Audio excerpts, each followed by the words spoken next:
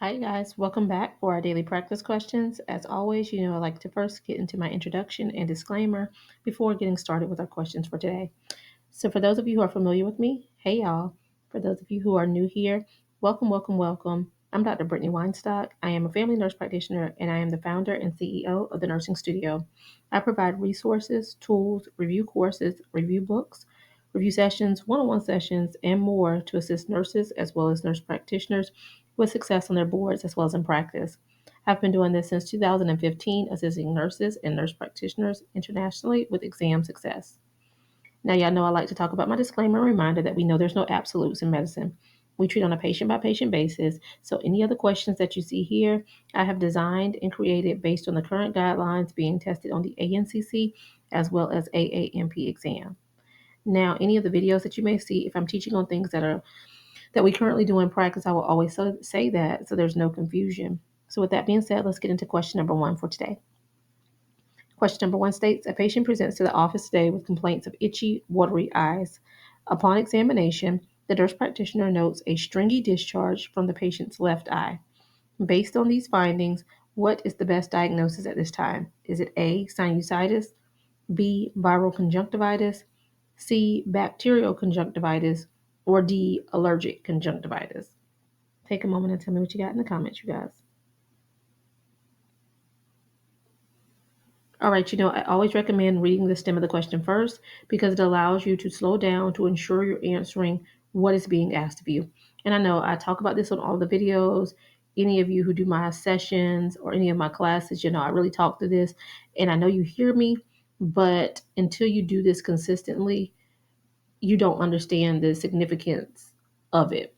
Oftentimes we read these long scenarios and questions and we're already starting to form a storyline, or we start to think of what we consider they're going to ask in the fashion that you study or the things etc. And then you get down to the question and that's not what you're asking. That's how we quickly make careless mistakes even when you know the material. So reading that stem makes you really focus in on what they're asking so that when you're looking at the scenario, you're able to walk through and break it down to what you really need to answer.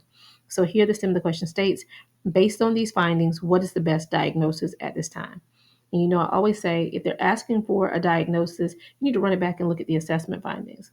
So this patient came in, they're complaining of itchy, watery eyes, and on examination, the nurse practitioner notes there's a stringy discharge from the patient's left eye. So, Brittany's brilliance, I say, when I say this, you say that. If I'm saying watery, itchy, stringy discharge, any of that with the eyes, you should think allergic conjunctivitis.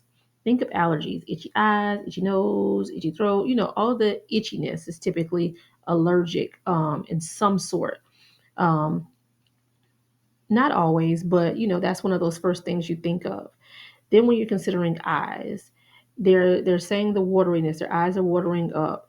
But that stringy discharge also is one of those key identifiers, those key descriptive terms. And I tell you how to make sure you know that because when you have the exams, boards are designed to test you on the most common entry level diagnoses, and they're going to give it to you in the textbook presentation. So when they have those classic presentations, make sure you know it. So here the best answer is D, allergic conjunctivitis. Question number two. The nurse practitioner has diagnosed the patient with allergic conjunctivitis. What is the best treatment option? Is it A, levofloxacin eye drops, B, topical erythromycin, C, topical antihistamine, or D, artificial tears? Take a moment and tell me what you got, you guys. All right, so STEM here states what is the best treatment option.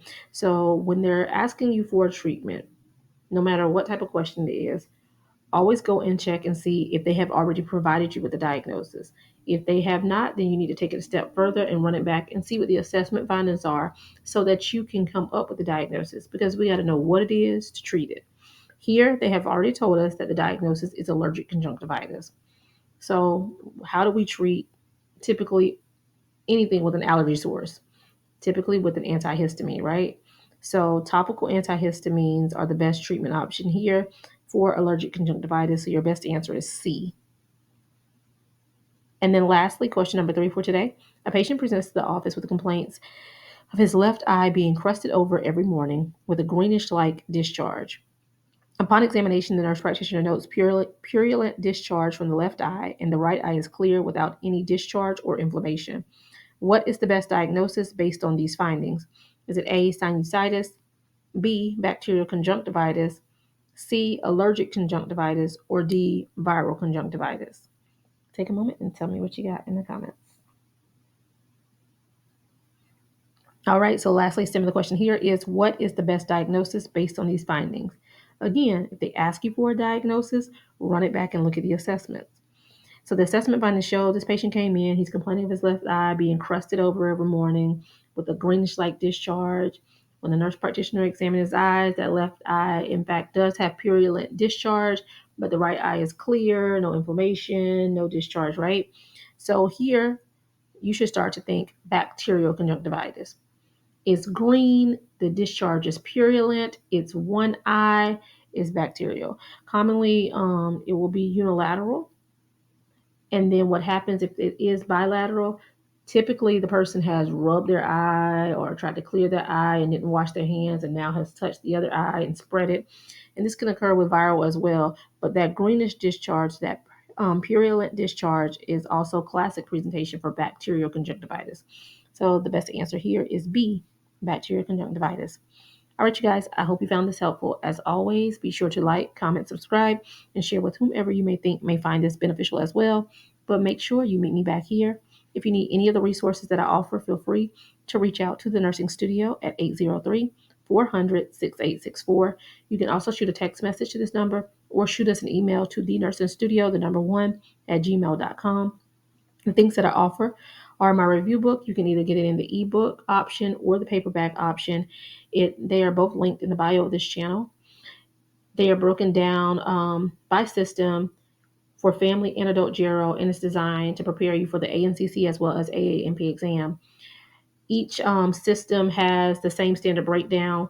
So, for example, EENT, you'll have the information, how I teach assessment, diagnosis, evaluation, and treatment. It's short and sweet style. It's not a lot of fluff with it. So just quick recall on that material.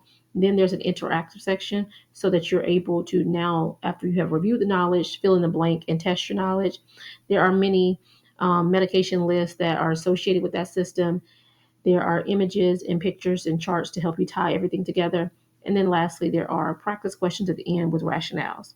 Again, you can get that in either the ebook option or the paperback option, both linked in the bio of this channel. If you are someone who prefers a self-paced review, like, hey, I just need to test my knowledge, freshen up, review this on the go, listening to videos, you like to hear them on repeat in short and sweet fashion, then my self-paced review is good for you. That is designed for family and adult gero. It is on a subscription basis. And it's designed same way, broken down by systems. There are many quizzes associated with each system, and it's designed for both exams, linked in the bio of this channel. Our group review is our 5-week intensive review. This is our last one for the year. So far, we are on a roll with our 5-week intensive review pass rate.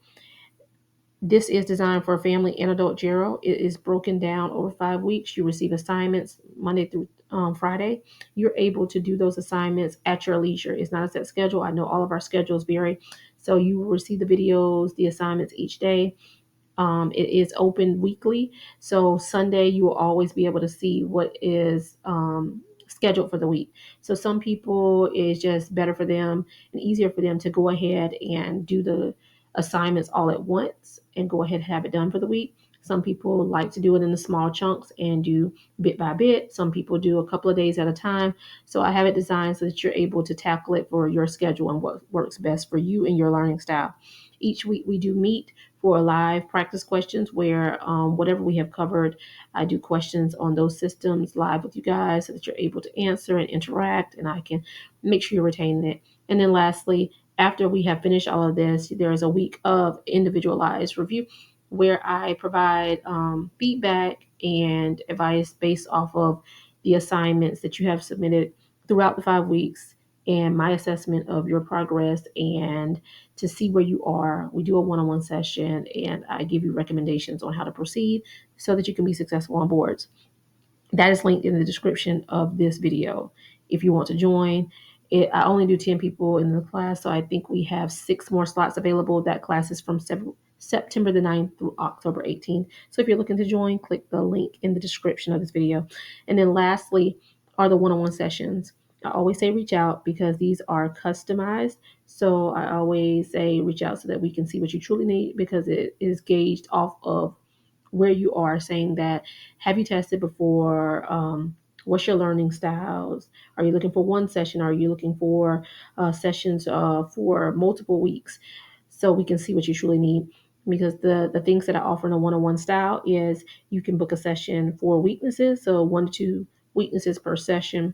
You can book an exam readiness assessment, or lastly, you can book the most popular one, which is the custom package, where you're provided a pretest to gauge where you are.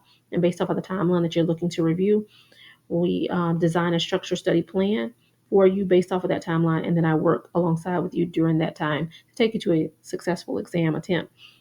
Now, if you need any of those things, feel free to reach out to us at the Nursing Studio. But y'all know what to do. Make sure you meet me back here. Happy studying. Bye, y'all.